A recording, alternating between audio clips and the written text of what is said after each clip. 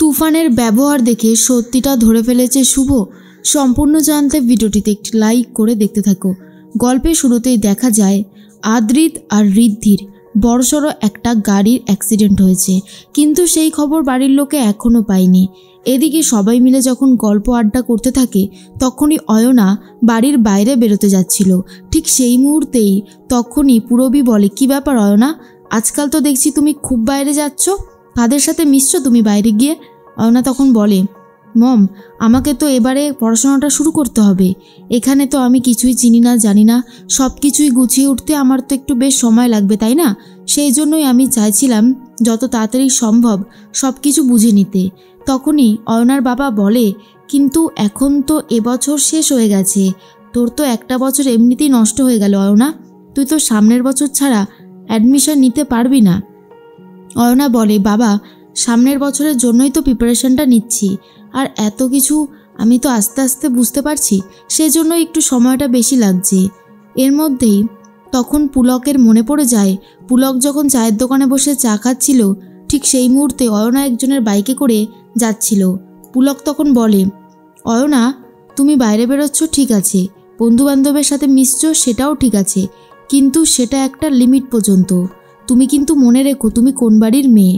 আর হ্যাঁ, এখনকার মানুষদেরকে বিশ্বাস ভরসা কোনোটাই করা যায় না, তাই তুমি যদি ভেবে থাকো সবাইকে বিশ্বাস করবে, তুমি কিন্তু সেই বিশ্বাসে ঠকেও যেতে পারো।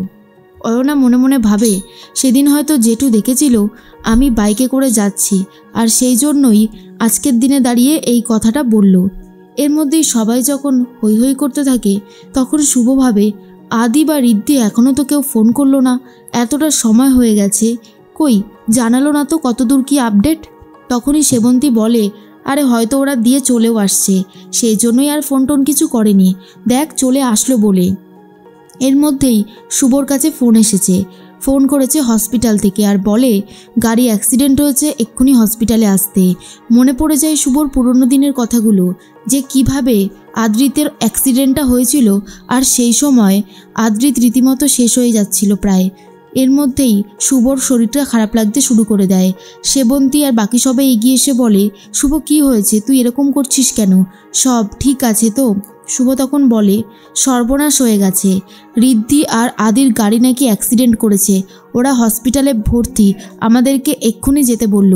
এটা শোনার পর বাড়ির সবারই পুরনো স্মৃতিটাই বেশি করে মনে পড়তে থাকে, তাই জন্য সবাই মিলে যাবে বলে ঠিক করে, কিন্তু সবাই তো যেতে পারে না।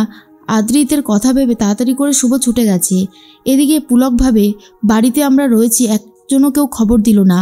হসপিটালে যাওয়া মাত্রই দুজন নার্স আলোচনা করছিল, অ্যাক্সিডেন্ট হয়ে দুটো পেশেন্ট এসেছে, একেবারে ক্ষতবিক্ষত হয়ে গেছে, দেখার মতন কোনো অবস্থাই নেই, একদম স্পট ডেড। আর এটা শোনার পরেই শুভ ভাবে, আদি বা ঋদ্ধি বেঁচে আছে তো, তাদের সাথে এরকম কিছু ঘটেনি তো?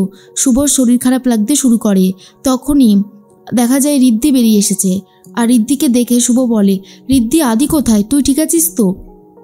ঋদ্ধি বলে, আমি ঠিক আছি, দাদাভাই ভালো আছে, ভেতরে ট্রিটমেন্ট চলছে, তুই একদমই ভাবিস না শুভ। শুভ তখন বলে, কি করে হলো অ্যাক্সিডেন্টটা? এরপরেই আদ্রিতের কাছে চলে যায়, কিন্তু দেখা যায় আদ্রিত না, এটা হচ্ছে তুফান। তুফান এসেছে আদ্রিতের ছদ্মবেশ নিয়ে। এরপরে শুভ গিয়ে বলে, আদি তুমি ঠিক আছো তো? কি হয়েছে আদি, বারবার তোমার গাড়ি অ্যাক্সিডেন্ট হচ্ছে, এরপর থেকে তুমি আর গাড়ি চালাবে না, এই কথাটা তুমি ভালো করে শুনে রাখো। কিন্তু আদি তো না, এটা তুফান।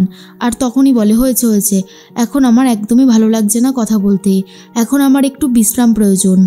এরপরই ডাক্তার বলে, আপনার হাজব্যান্ডের আর কোনো রিস্ক নেই, তিনি একদম সম্পূর্ণ সুস্থ, আপনারা চাইলে ওনাকে নিয়ে এক্ষুনি বাড়ি ফিরে যেতে পারেন। শুভভাবে আর দেরি করবে না। এরপর আদি আর ঋদ্ধিকে নিয়ে বাড়ির দিকে রওনা দেয়। বাড়ির প্রতিটা মানুষই ছটপট করছিল খবরটা জানার জন্য। এরপরে যখন ঋদ্ধি আর আদিকে বাড়ি ফিরে আসতে দেখে তখন বাড়ির লোকও অনেক বেশি নিশ্চিন্ত হয়। আর সেবন্তী বলে, আদি, ঋদ্ধি, তোরা ঠিক আছিস তো, তোদের কোনো ক্ষতি হয়নি তো? তখনই ঋদ্ধি বলে, না মা, আমি ঠিক আছি, আর দাদাভাইও ঠিক আছে, কোনো অসুবিধা হয়নি। ডোনা বলে, ঋদ্ধি, তোমার খবরটা পেয়ে আমার তো রীতিমতো অবস্থা খারাপ হয়ে গিয়েছিল, তুমি ঠিক আছো তো? কিন্তু ডোনার কথা শুনে ঋদ্ধি পাত্তাও দেয় না।